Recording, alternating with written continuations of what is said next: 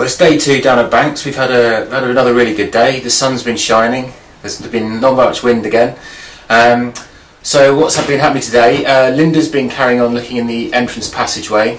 We found that the layer of slabs that we found in the central chamber, that we found in the kind of end of the entrance passageway, continues right to the end, to the northern end of the entrance passageway. So this kind of, we thought before this represented some kind of pause in the backfilling process, mainly because we found some otter spraint on the top of the slabs below the upper backfill. And we found another sample of otter spraint above the slabs very near the entrance passageway. So this is really suggesting that we've got this pause in the backfilling process. So that's been really interesting. The stonework in the entranceway as well is very finely constructed. It's very well built.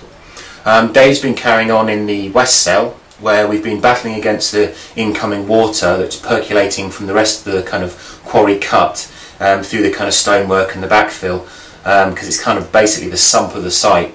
So we've been trying to bail that out before it kind of covers the area we're working in. We've managed to clean in the base of the west cell now, and it's starting to look really interesting.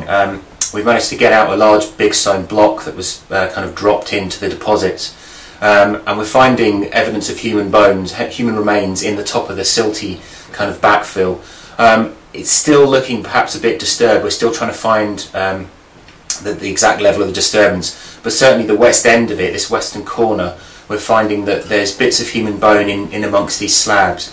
We're also finding the same sort of silts that we found, clay silts, infiltrated silts that we got in the other burial cells, and we've also got this sort of sandy, gritty material, which could be evidence of the kind of main kind of deposit that contains the main sort of skeletal material.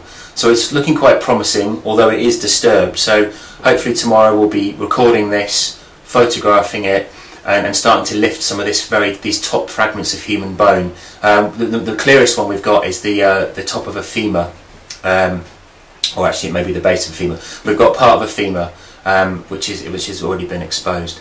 So hoping to start work on the central chamber tomorrow, starting to take the remains of this deposits down there, this bulk that we left in place, to expose the entranceways to the southern cells, where we're going to try and take some DNA samples of bone for DNA testing and analysis, and check if we've got any kind of closing deposits of human remains in there.